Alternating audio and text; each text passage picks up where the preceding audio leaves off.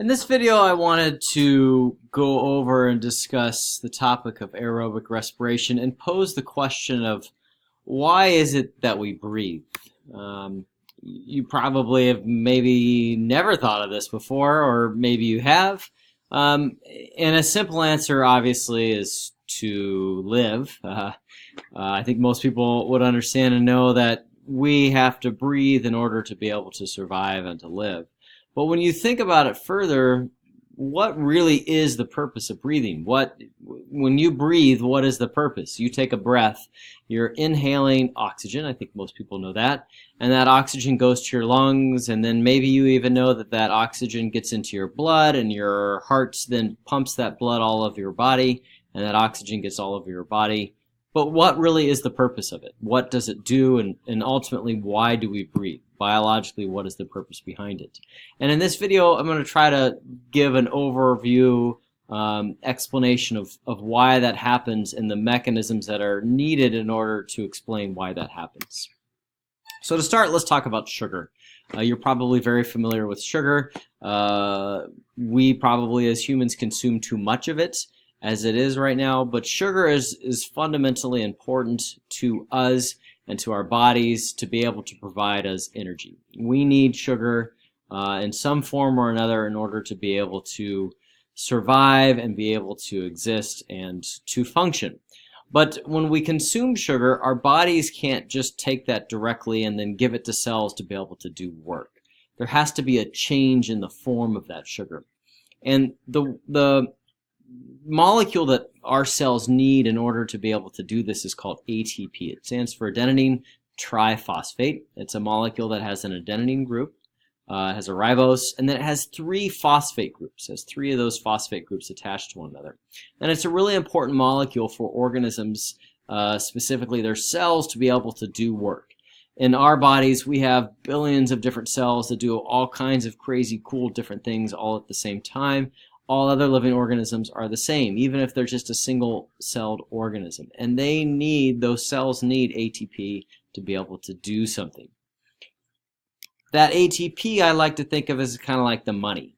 It's the money that allows cells to be able to do stuff. You got to invest some money in order to be able to get something out of it. And that's kind of like ATP.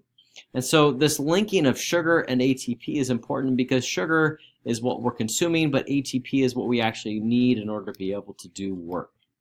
So I want to pause for a second and talk about this guy that is behind or is kind of the inventor of this RUBE GOLDBERG machine you've maybe heard of or seen, where we have all of these different pieces interacting and one thing happens and it causes something else to happen, and then it causes something else to happen. It's this like sequence of events. This person, Goldberg, was a cartoonist and an inventor that lived in the 1900s and died in, I think, about 1970. And we've seen a variety of different forms of this. The band OK Go is maybe partially famous for having a lot of their music videos have RUBE GOLDBERG machines in them.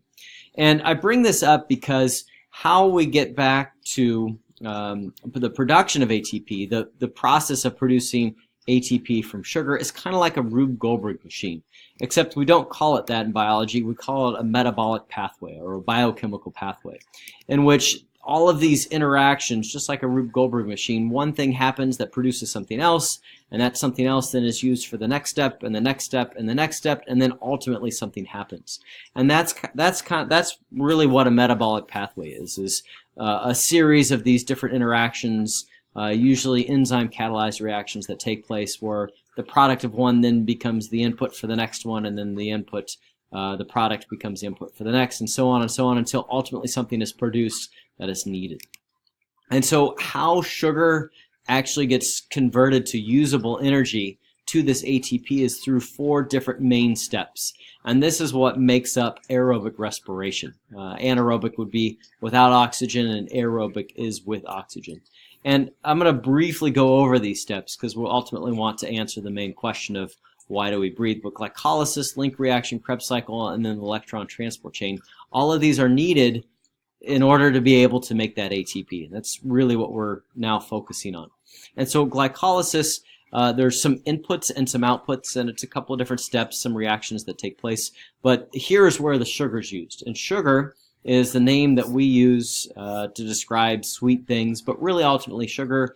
Table sugar is a combination of sucrose and glucose. It's two monosaccharides, single individual sugars, that when combined make this thing called sucrose. It's called a disaccharide. It's like table sugar. Like if you were to add sugar to your coffee or to anything else, that's sucrose. Glucose is just part of that. And so what your body does when you eat something, when you eat sugar, it breaks it down into those single individual molecules. But as we said earlier, those single sugar molecules, that glucose, cells can't use it. They've got to convert it. And so into glycolysis goes glucose, and also into glycolysis actually goes some ATP. We got to actually spend a little bit of money to make a lot more money. And so the outputs of this process of glycolysis is a molecule called NADH, something called pyruvate, and 4 ATP. So we get a little bit out of that process. Those outputs, some of them then go into inputs, specifically the pyruvate. It's a molecule of 3 carbons, and it goes into this reaction along with an enzyme called CoA. And that this reaction produces something called acetyl-CoA, some carbon dioxide. Like if you exhale, you're breathing out carbon dioxide. So that's where some of that carbon dioxide comes from that you exhale. And then also another of that NADH. Nope, got some pictures here. This then goes on to the Krebs cycle, which is this crazy complex process that takes that acetyl-CoA and spits out, produces a couple of other outputs. One being a single ATP molecule, some NADH molecules, this other molecule called FADH2 that's kind of like NADH, and then some more carbon dioxide. So again, that carbon dioxide, you probably know and are aware that carbon dioxide is what you exhale, what you breathe out. This is where that's coming from. We still really haven't gotten to producing any ATP. We've got a little bit of ATP, but we really haven't produced a lot. And that's what we're going to see in this last step that's called the electron transport chain, which really what is needed to make that happen is NADH and FADH2.